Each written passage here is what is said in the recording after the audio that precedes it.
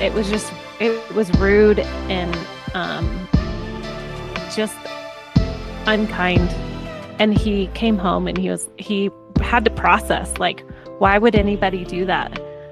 And I think that is such a gift for him to have that, I don't know, emotional intelligence of like. Welcome to another wonderful day with another wonderful, beautiful lady that we have with us today called Kristin Chadwick. My God, did I get that right, Kristin Chadwick? You did. Yep. That was pretty Hallelujah, hallelujah. Part of my neurodiversions, as second surnames I'm just rubbish at, but at least I got it right. Oh my God. Oh, I heard the trumpets going. So I'm really glad with that. So we've got Kristin with us today. As always, I know nothing about her. I don't know her backstory. I don't know what she's all about. We're just going to have that conversation and we're going to go with the flow. So by being boring, Kristin, I'm going to ask you, as I always do, just let us know what you do within your business to help people successfully so we can then go with the flow. Yeah. Well, so I own a podcast production company, and within that, I manage quite a few amazing podcasters, and we are more than just a service-based business. We are heart-centered. So for me personally, faith is a huge part of that. And so I love coming beside, along with other podcasters, to use their voice. And so one of my favorite things to do is to make sure that everybody feels seen, heard, and known. So I coach my clients, and then I also invite anyone who has a podcast into membership, and we do group coaching or hear about the latest strategy in podcasting. So yeah, it's very a wholehearted approach versus just service-based, editing and publishing. Interesting. So it looks like you actually deal with their mindset to see that first of all, if they're nervous or anything like that, you just find out where they're coming from. Yeah. And you try to deal with that. Does that sound correct? Yep, absolutely. Yeah. I mean, we work with somebody who is nervous about pressing record, and they're like, oh gosh, I know I want to start a podcast, but I don't know where to start, or even if I have enough content within me. And it's overwhelming to start, to those go-getter achievers out there that are like, I'm recording a podcast and you're going with me. So everywhere and in between, that is who I work with. Okay, so this is great because obviously I could do with some tips, as you already know, people. When it comes to podcasts. So I'm going to pick her brain. She's not going to know I'm picking her brain for free. She's not even going to charge me, and she's not even going to know about it. So let's see what we can get out of her. So, Kristin, let us know. Give us the worst scenario you've had with someone so nervous, so reckless in some ways, and you've just turned that around and then they've felt like a success. Oh, this is a good question.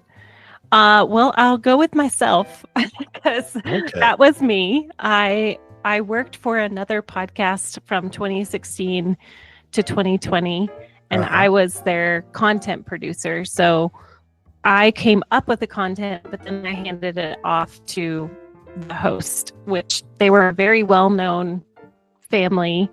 And so I was the behind the scenes girl. Well, one of the hosts was like, Kristin, we would love for you, Producer K is what my name was.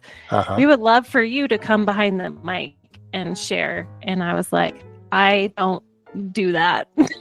I give it to you to record. And they were just so kind and really encouraging me to use my own voice. And so that was kind of the start of it. So let's see, I'll pick one of my clients that I've worked with in the past who... Before we go on to one of your clients, you said about they allowed you to use your own voice. What exactly did that mean? Was that a situation they told you how you should react, how you should talk, or did they say, look, just be you, that's all that matters as long as you talk about A, B, and C? So how did that come about? Yeah, that's a great question. So in that 4-year time period, it was more they wanted to invite me into the conversation for people to hear another perspective. So in that practicing, like, okay, how do I get what I've learned from this particular subject out of my mouth and onto recording? And so I would get feedback. I would get feedback from them after we were done recording, and they would say, Producer K, we loved what you said here, but maybe next time you could share a story that goes along with it. Or it was always encouraging. My biggest mindset thing at that point was my voice is annoying.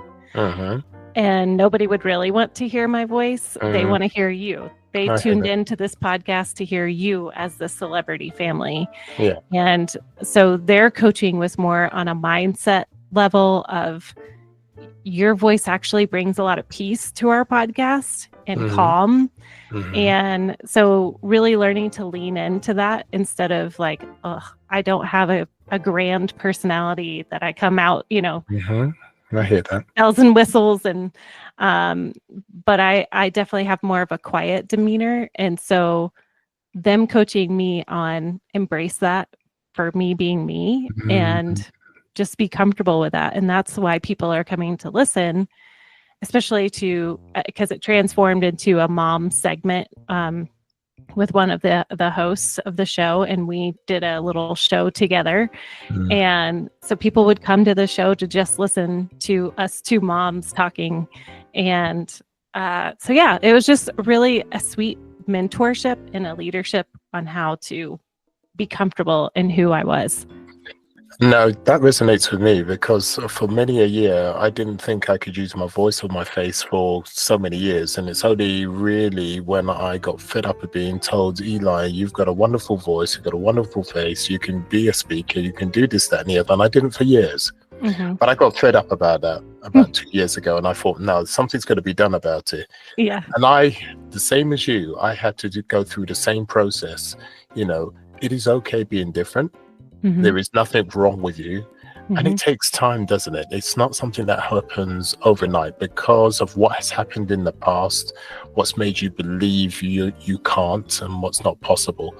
And now when I did a podcast this year, I did it from my point of view, which is just have a conversation, because with my neurodivergence, trying to have a list of questions and trying to remember this, that, and the other just wasn't going to work for me. So even though the gurus were saying, this is how you do a podcast, and I'm thinking, well, that ain't going to happen. So I think my skill set is being able to speak to people one-to-one and having a conversation. So why don't I do that? And I'll see what happens. And that's exactly what I did.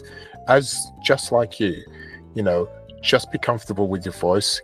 You're unique, and there will be people that resonate with you. Not everybody's going to sound the same, and really that's not the ideal thing to do. So I get that. And thank you for sharing that, because it makes you a bit vulnerable, isn't it, when you say, I'm quite boring, really. I get that, Kristin. Honestly, I do. So thank you for sharing that.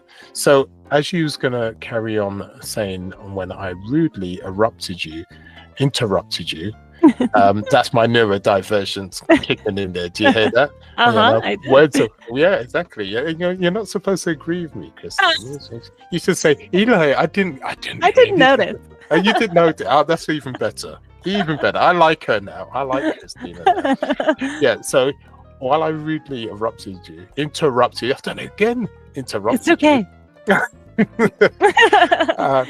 While I rudely interrupted you, you were going to give us an example of someone that's obviously had huge difficulty. And then you was going to say how you helped them with that situation.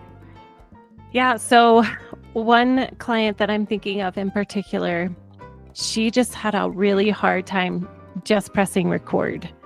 And so it was always like we would meet every week, and I'd say, hey, did you record your first episode? And she would be like, no. I just sat before the microphone and I erased it over and over again. I couldn't turn it in. And so over and over and over again, this happened. It was probably a good 4 or 5 weeks of me asking, okay, did you record your first episode? And one day on a call, it was a group that I was taking through the process of launching a podcast. And she says, I just don't like, who am I to start a podcast? And just like that, I was like, yeah, who are you? Who are you to start a podcast? I want you to answer that. And it actually was, those moments when you're like, that question was for me and for you and for everyone of course. Here. And it just was this flip the switch on, who am I to show up behind the mic? And she did record her podcast episode after that because she really stepped out of being stuck in her own head of who am I to do this? Who am I to share my life story or my faith story or whatever?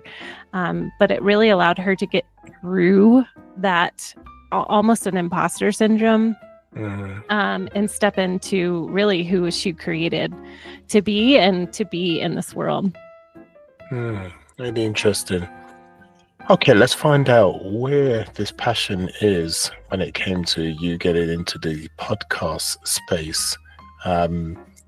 I'm interested in the roots. So we were talking a bit earlier on, just before we came on, whether you use neurodivergent, but you said the kids, your kids are.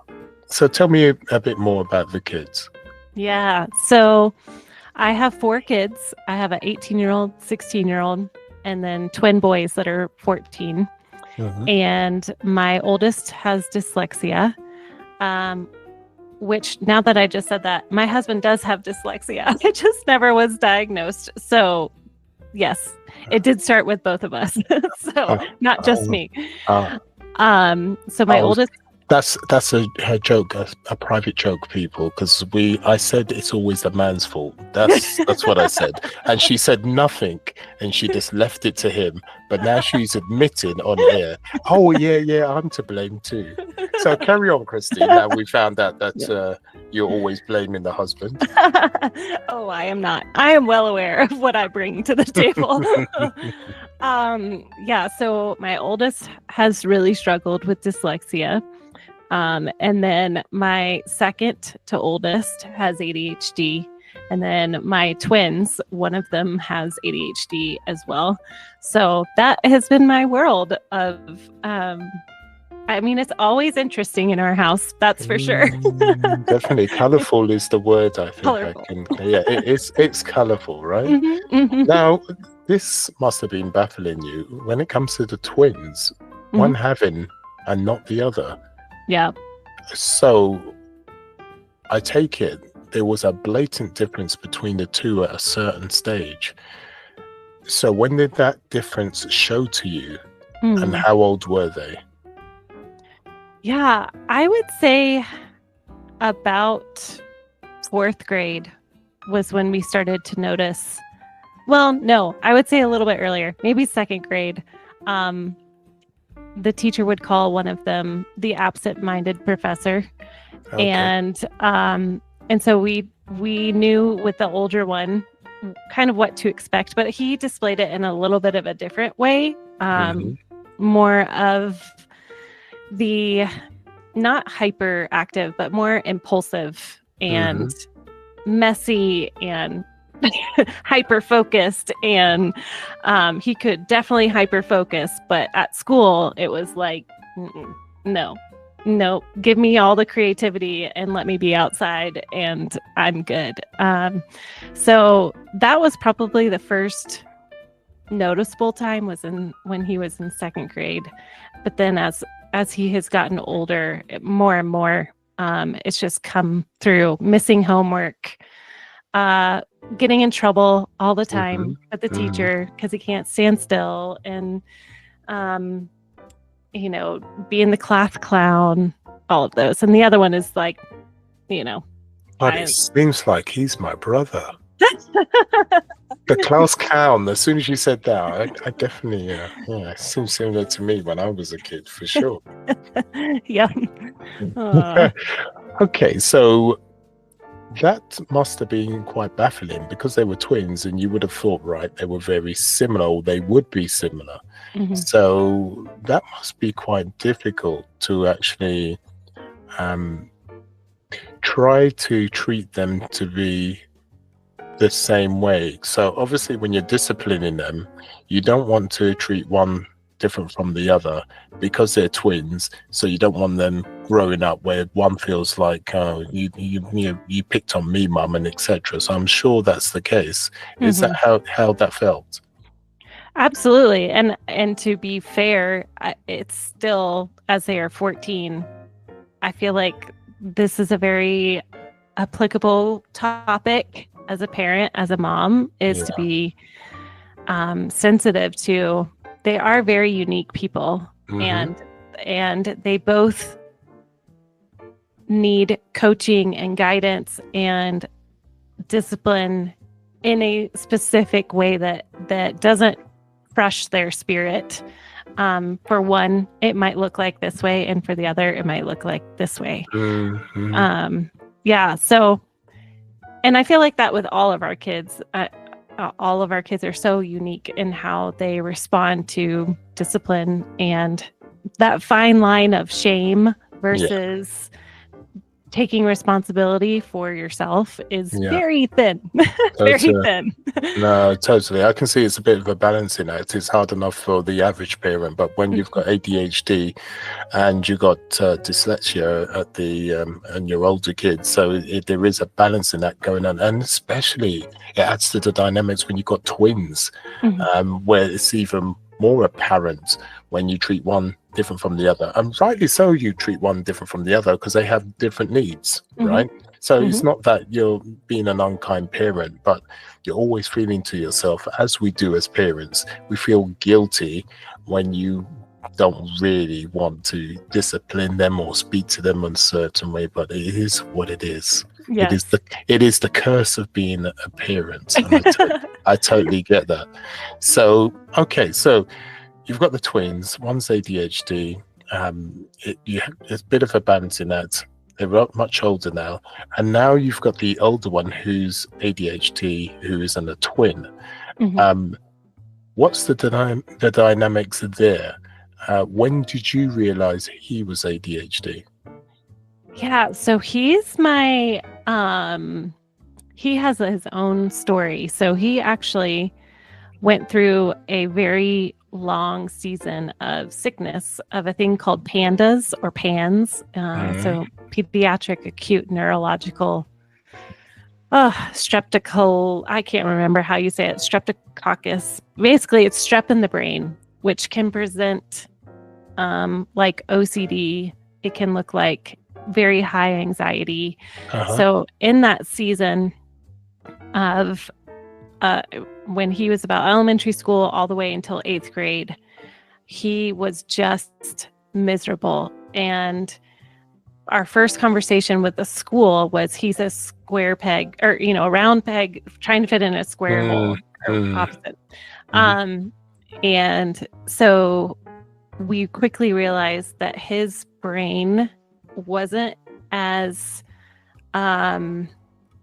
easy fitting into a school setting. And so our journey with him has been more of like executive functioning skills of, okay, did you write something down in your planner? And so learning how to utilize the aids of the school to help him remember to turn in his homework and to break through this almost like a mindset issue of I can't do this to I can do this, and I can see it all the way through.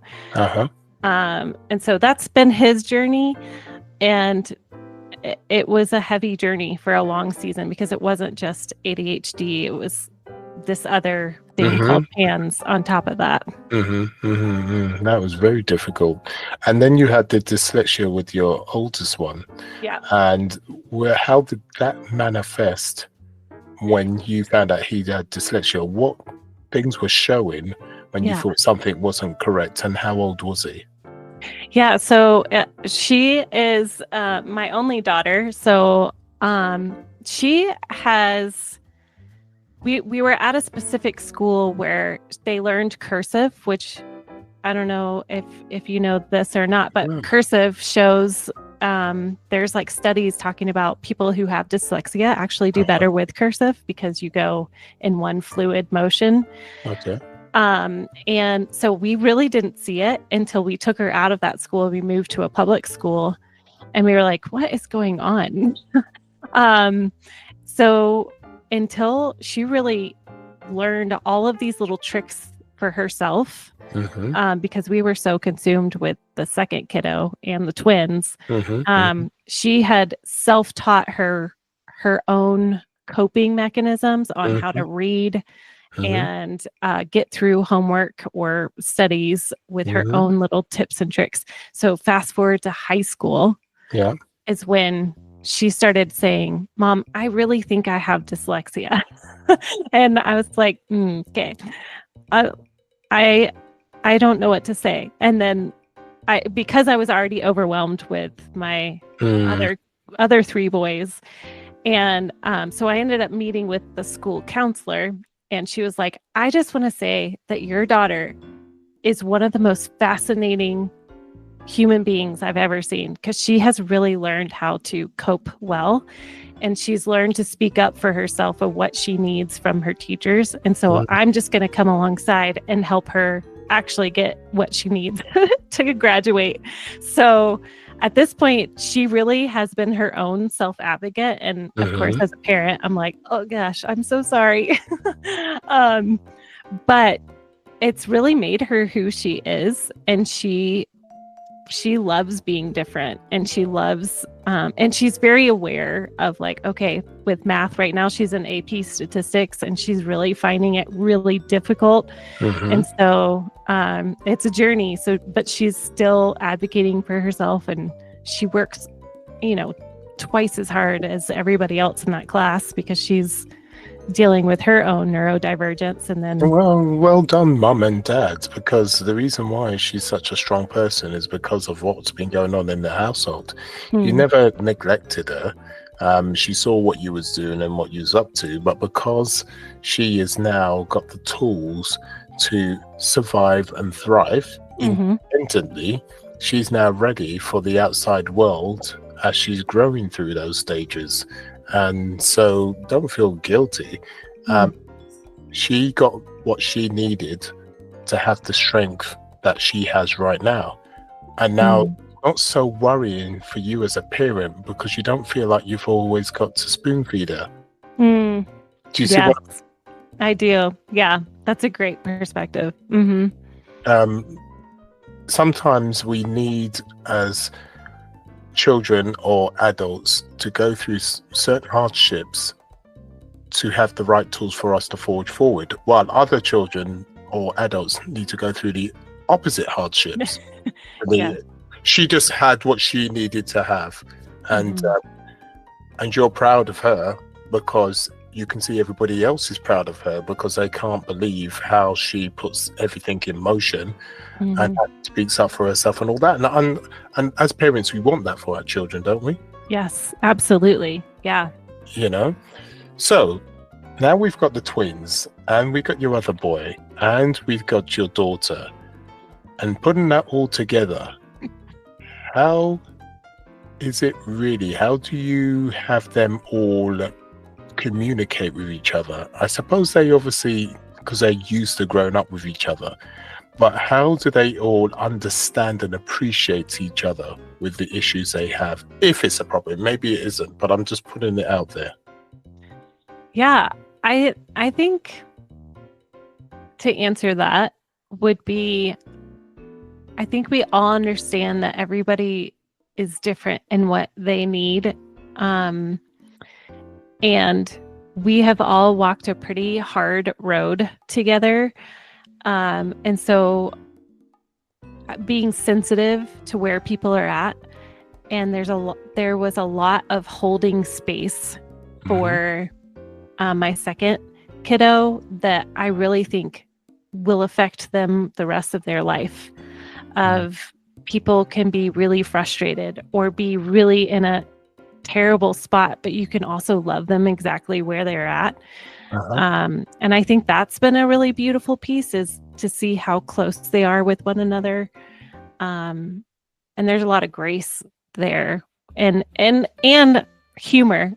Humor is like a huge part in our family. Is we've got to make each other laugh sometimes, especially when we're like, we're all forgetting something, or we're all like on a little squirrely moment, that we're all in this together. And so I think that is a beautiful piece of having our kids grow up together in our family, is very unique and creative and funny and quirky and compassionate.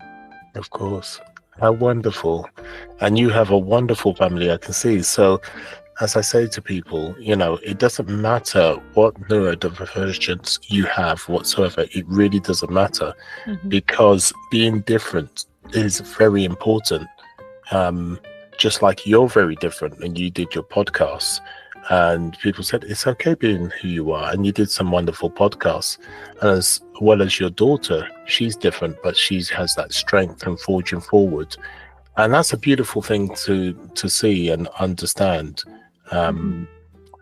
Everything doesn't have to be so-called perfect.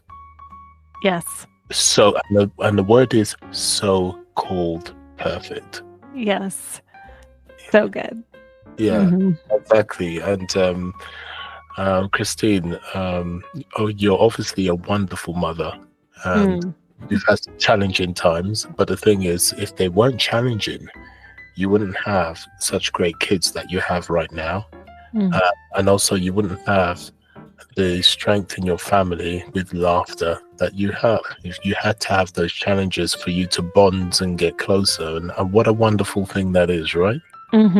Absolutely. Yeah. Very true. Okay, so with yourself, because you must be neurodivergent somehow, right? Because there's no way you can have these beautiful, colorful kids, personality-wise, and you not be the culprit. So let's know where this lies. So tell us more about you, where this fault lies. Yes. Well, it's funny because I grew up with a brother that had ADD. And so that was my experience of knowing what it was like. I mean, just the constant like touching, and like he couldn't walk by me without like a punch on the arm, or that was my world of what I understood ADHD or ADD to be. And so I never thought I had it until as a young mom, I had a good friend of mine who was very organized and just would come over to my house, and she would help me just clean up, organize things. And I'd be like, how did you do that? I don't understand. And she was like, you are my little squirrel. And I was like, okay. And she was like, you are. And then it just clicked in of how many times growing up, whether I was in school or at a small group in church, I remember my leader saying, Kristin, you cannot sit still. Okay. Like you are always wiggling. And it wasn't like drastic movement, but it was, I can't be still for too long. Oh, wow. So I would say, much like my daughter, I think I had my own coping mechanisms to help me stay focused when I need to stay focused. And it didn't look like my brother's neurodivergence, and understanding that it didn't always look like that.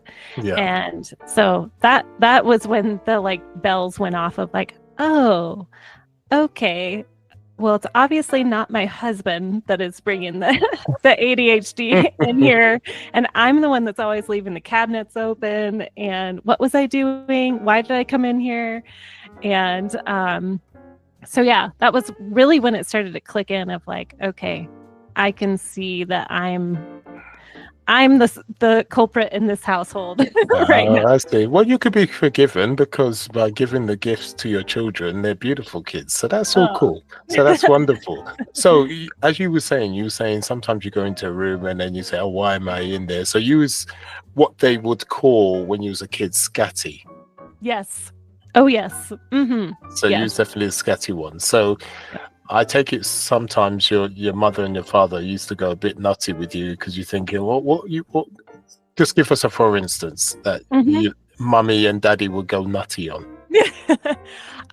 So I loved playing sports. So one instance I remember, well, it wasn't one instance, it was many, where I would forget my glove to a game or a bat.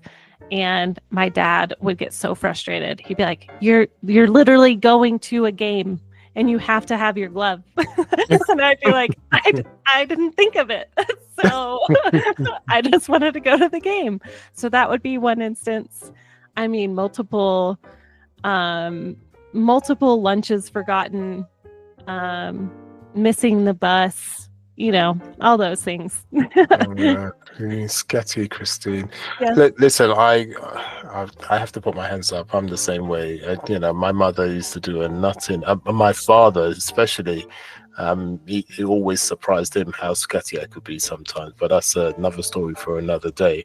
So, as we can see, Mum was like that. Christina, you was like that.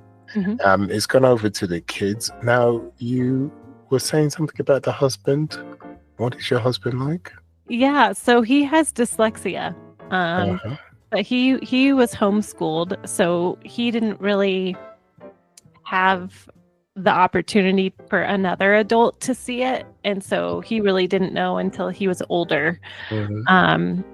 But he, again, same thing, just very driven to learn how to work with this disability of his mind and how it works. And so that has been really cool to watch, really see him be successful in his business and in life, and his determination is really cool. Yeah. And how does he cope with having dyslexia? Do you see certain things he puts into place? Or does he get someone else to help him with his weak points and then he focuses on his strength? What tools does he use to help him cope? Yeah, spell check is his best friend. I remember us being in college and he was like, I couldn't do this without spell check. Yeah. And of course he would have me read over his papers to make sure it actually sounded cohesive. And then, for a long time, he really avoided reading. For years, we were married, 2020, 2005 is when we got married. So 15 years in 2020, he never touched a book in all of our years of marriage. And he, in 2020, was like, you know what? I'm going to sit and read a book with one of our kids at the time. And he read The Hatchet with them. Uh-huh. And the more that he read and made himself sit down for the sake of our son, the more he got comfortable with reading. And he literally reads every night now when we go to bed, which is like mind-blowing to me because it was so hard and so slow. He was such a very careful reader. And that was why he didn't want to read, it was a lot of patience for himself to sit down and read out loud. So the more that he read, the more comfortable that he got with reading. And so that to me is like, I can't even believe it. If somebody would have told me that in year 5, I'd be like, no way. He would never read a book. But the thing is, he had great inspiration. He had these kids. He obviously watched you read a book, and he obviously saw the bonding period with the kids, with you, and he saw how their face would light up and the comments and whatever. And then he obviously realized, do you know what? I don't want to miss out on that. Yeah. And And that's what happens, you just need that special thing just to tip you off of the edge and think life is too short.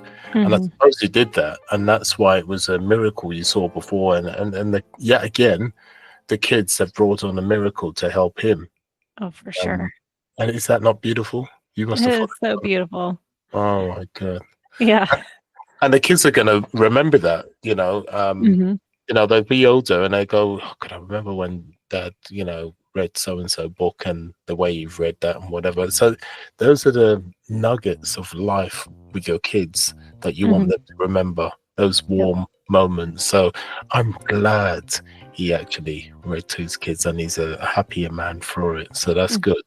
Yeah. So that's great. But the great thing is that even though he was dyslexic, he never made life stop him from doing what he wanted. He still had the strength and found ways around the issues he had and still was successful and successful for his family. And that's what's really beautiful to see. A lot of people give up. I mean, I must admit, when I was younger, I didn't take on any further education because I thought that was it. I got dyslexia, that's it. But he did the opposite, and I respect that. And that's obviously why, or one of the things why you're so proud of him. So that's great. Yeah. So we've looked at your family. Two parents where it's their fault why their kids are colorful. Okay, fair enough. That happens sometimes in life. But by you all appreciating where you're all coming from, that's made for quite a beautiful, colorful family, don't you think? Oh, for sure. I love it. I think that one of my favorite things is, so one of the twins' names, his name is Emerson. And he's the one that has the ADHD, and we call it an emerism. Anytime that he spits out something that is so off the chain funny. I mean, it is like we live for emerisms around here because it's unlike any other person's thinking. And I think that's such a great micro example of our family. And sure, we have our moments of frustration and we're annoyed and we're, all of those things. But of course, those little moments of like, oh my word, you are hilarious. And you are so, such a gift to this world because of your perspective and how you show up. That's absolutely stunning. So, where do you go from here with the family? So you're all neurodivergent in one way or the other. Have you got anything planned in particular that's quite unique because you're all very different, or you're just planning as normal, just going forward? Oh, that's a good question. I don't know if I've thought about it too much. Because I'm sure that you have friends that have different type of kids, different type of relationships. You've had the cup of coffee, spoken between each other. Anything that made you think,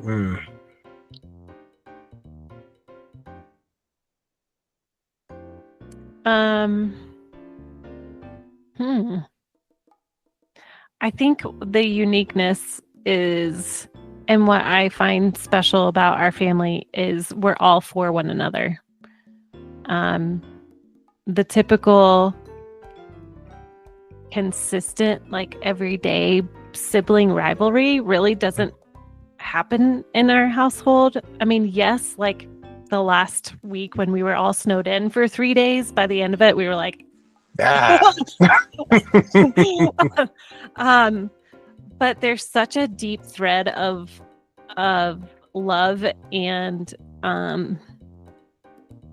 I don't know, there's a sweetness factor and a sensitivity, I think, for each other with my kids that, because of all that we have walked through, like I mentioned before, I think there's a depth there that may not It may look different in a different family. And I do treasure that because I think it's very unique that they really do. They are kind to one another. Mm-hmm. And I can imagine because of that kindness that follows outside of the family too, because they grew up with that. That's all they know, right? Mm-hmm. No, better still, it's not all they know. That's the example of all they know. You gave that example, and because of that good example, they take that out.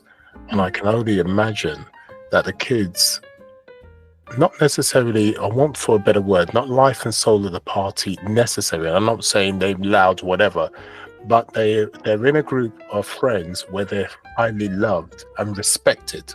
That's the word for it. Because of their core kindness. Yes. Yeah, absolutely. I see that play out in my second kiddo.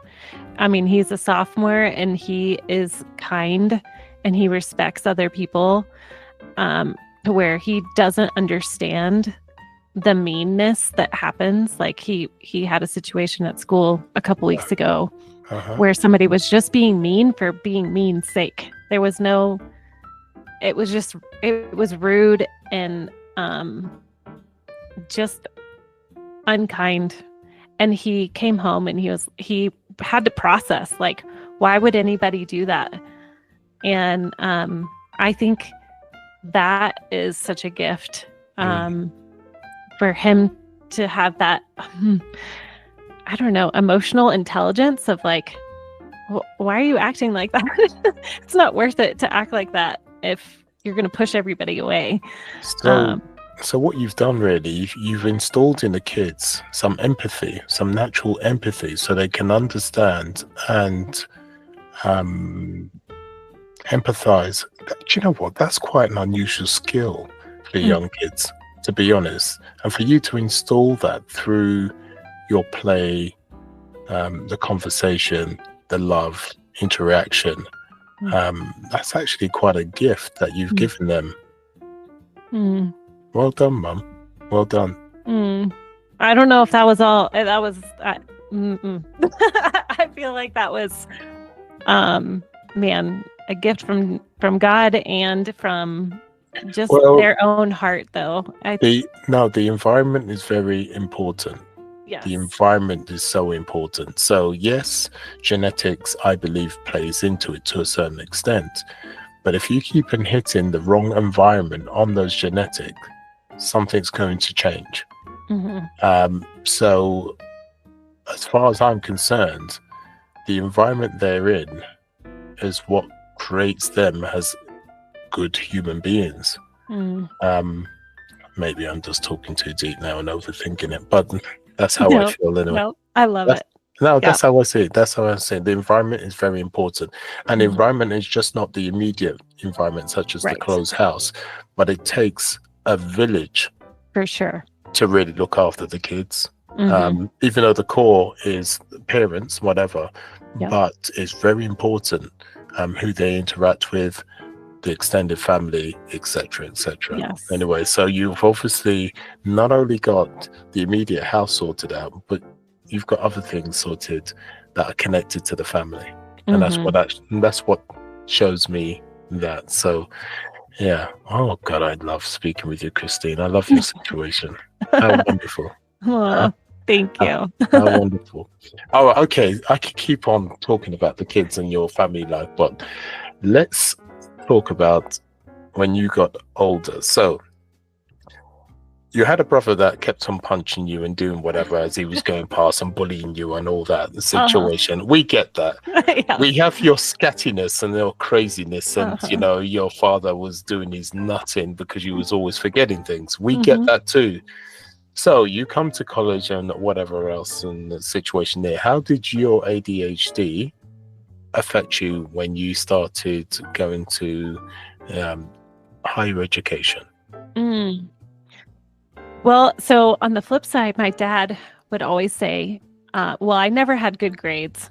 That wasn't my cup of tea. But my dad would always say, if you find something that you're passionate about, you'll really hone in, and you'll probably get better grades if you find something that you're passionate about.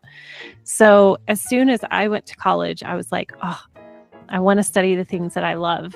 So I went right into psychology. I started taking all these psychology classes, and it was true. It was very much, okay, if I follow what I'm passionate about, I can focus more in class.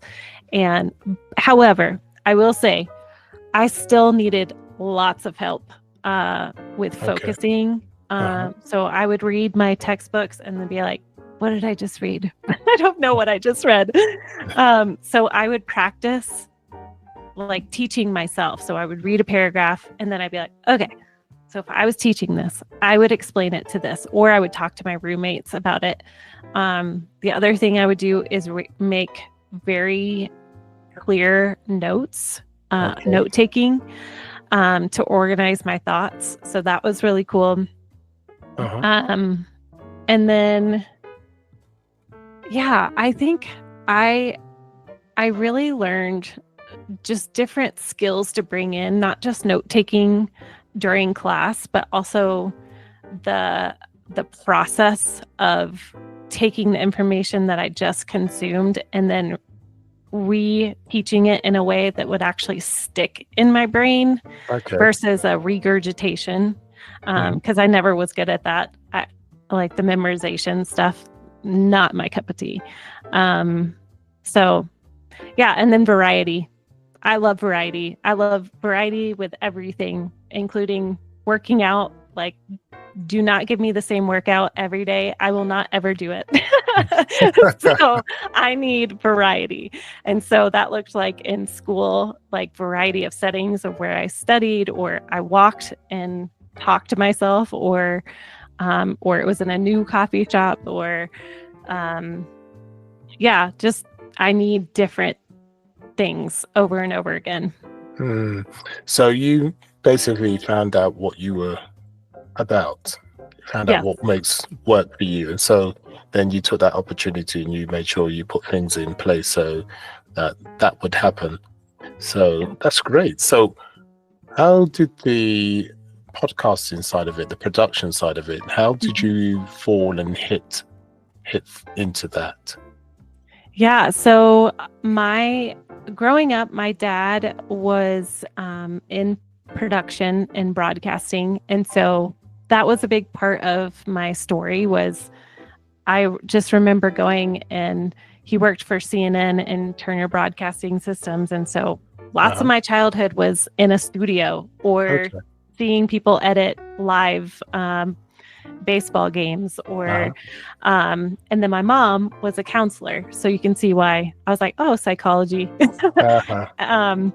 So I didn't think that I ever wanted to be in any kind of production until 2015. My dad passed away, and that was when my good friend, who was the first podcast that I worked at, he reached out to me and said, Kristin, I think that you would be really good at podcast production, and really helping us create vision and content for people, and to encourage people in their parenting and in their marriage. And so it really felt like it was out of the blue, but it really wasn't. It was basically them saying, do what you already do, but just take us there with you. So I basically got thrown into the deep end of learning podcasting in 2016. And that was when I started working for them for about 4 years. And then through that story of using my own voice in their podcast and kind of their covering mentorship, they encouraged me to step out and start my own podcast. And then I had more and more podcasters come and ask for help with production and editing. And then 2020 was huge, and people, asking, how do you start a podcast? How do you And I was like, you know what? I think I'm going to start a second podcast all about podcasting because I keep getting the same questions. So that was kind of the journey through there. So a lot of my dad's legacy really just being ingrained in me. And then my love for psychology, I think, plays out in so many ways as a coach in consulting and marketing and all of those things.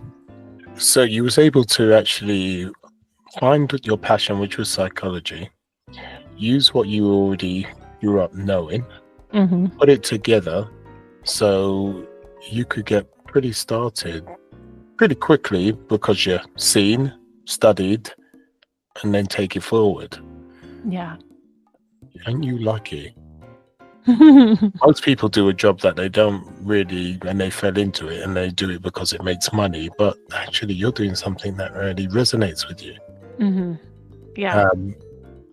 And how do you think that plays with the family? Your family are neurodivergent, all of you. How do you see that plays into the podcasting? How has that affected you? Because it has. Can you see? Oh, for sure. I think with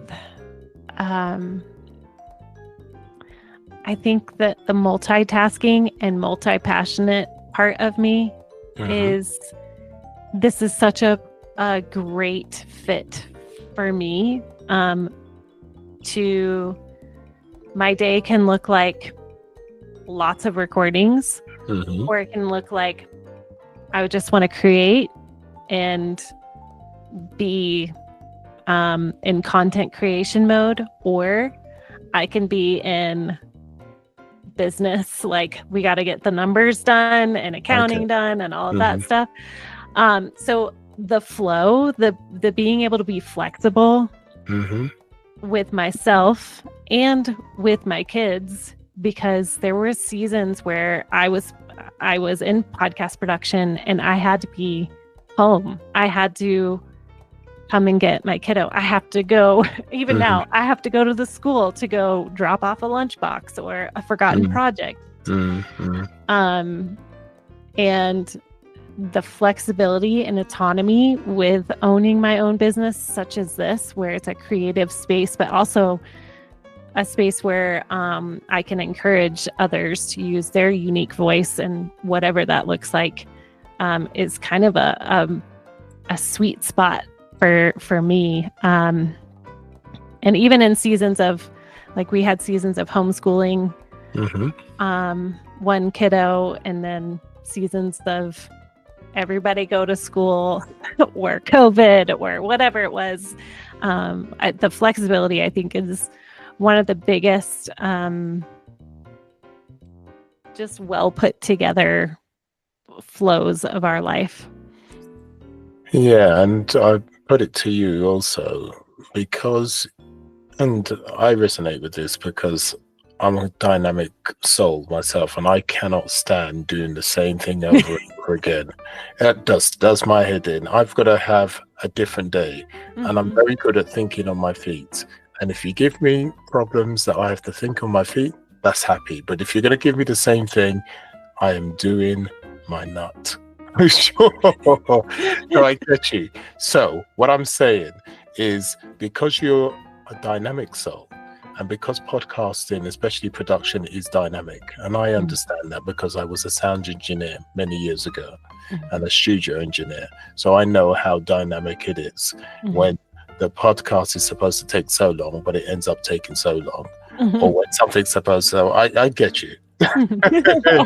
Right, we understand each other. Yeah. So, and because you have that dynamicness to you, and you have that knowledge, podcasting works for you because of that flexibility needed when you're an engineer, be it for sound or the other things that go into it. And that's why I can see you sitting doing podcasting for many years to come, because it's comfortable, you know how to deal with it, and it's always different on a daily basis. Yeah. And how wonderful your story is. Can I say thank you so much for sharing this journey with us, because it is a beautiful story that you shared with us, with your family and with your podcasting. Well, we're not finished there yet. Well, yeah, that was the double whammy. Here we go. So now, with your business of the podcasting, how do you structure this now? Is this a one-to-one situation with a customer that you have, with a client, or do you do group settings also, or do you do events with corporates where you actually speak as a speaker? How does your business run from the point of view of helping customers? Yeah. So yes to all of those. So I first I have my own podcast about podcasting to help teach. So, and really build that know, like, trust factor with people. And then my business is management. So I have 3 people that work for me now, that they're 2 editors. One is more of an executive assistant, and that really is my gift. Like, they are a gift to me because I could not do all of what they do. My role in that is more of overseeing all of the podcasts that we are gifted to and be entrusted with, and edit and promote them. And so I coach one-on-one those podcasters. And then I also offer a group podcast membership where 3 times a month we come together to bounce ideas off of each other. They can receive consulting on their podcast or strategy. We talk about how do we align our own voice and our content, like how can we show up as our most authentic self. And I mean, from everywhere from that to how do we how do we pray about our content for this next year, or to what is the latest podcasting trend out there, and does that work? So so one-on-one group coaching. And then, yes, I have spoken at conferences about podcasting. I would love to continue to do that on a bigger level than I have in the past, but it just hasn't been my focus yet in this season, purely because of the season of life that we're in. So that's my world. Wow. Okay. So just let us know, how can people contact you if they need your help when it comes to podcasting, the production, and everything else wonderful with podcasting? Yeah. Well, if you are looking for somebody to help you with the production side, you can definitely book a call with me. I offer a 30-minute free consult where we just go over what you're looking for specifically, and if we can fulfill that. If you're looking for community, or even just a podcast on podcasting to, know about equipment or how to launch or how to grow your podcast, you can find me at Podcast Coaching for Kingdom Entrepreneurs on any podcasting app. And and of course on social media, Kristin Fields Chadwick is my handle on most platforms. So, and as you can see, the reason why she's your woman, if she resonates with you, is because she's gone through the hardships, gone through the chaos also. She's got the experience because obviously she learned this from her father, and then it came 360 degrees, came into podcasting, and she's wonderful to talk to, wonderful to listen to, wonderful to engage with. So she's the lady for you if you're interested in building a successful podcast. Kristin, thank you. Thank you for, I'll be honest, I've really enjoyed myself. I've enjoyed listening to you and your wonderful family. I know you've given so much to the listeners, because there's lots of people out there who are neurodivergent, thinking they can't do this, they can't do that. And by us speaking about our journey, which I did about mine and you did about yours, they'll be thinking, it is possible to do. And we do, listeners, have our ups and downward days. We haven't come out of the clouds and everything's all beautiful and rosy We have up and down. Yeah, Kristin, you still have the up and down days, don't you? It's still difficult. You think to yourself, you don't sound great enough, or I'm not this. It still happens. It's just you learn how to implement the coping mechanisms. You get a bit closer to thinking, yeah, I'm okay, but it will stay with you for the rest of your life, most likely. But it just gets a little easier. Yes. But the point is, if you don't do, you will never know. And that's the worst thing. If you don't do, you will never know. Kristin, just leave us with one great thing to leave for the listeners. What is one thing you would like to leave with them?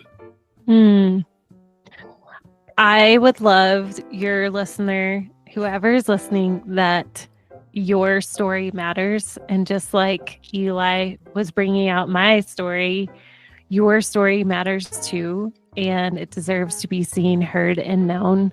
And your story could change somebody else's life and give them encouragement and hope in this world. And with that beautifully said, thank you, Kristin, for sharing that wonderful time. We welcome that you come again. I hope you come again. Another time we can have another chat about something more in depth. But thank you once again. Thank you so much, Eli, for having me. You are a delight and so insightful. I just appreciate you and your thoughts too. Thank you. Really appreciate it. And listeners, we appreciate you. Until next time, sayonara.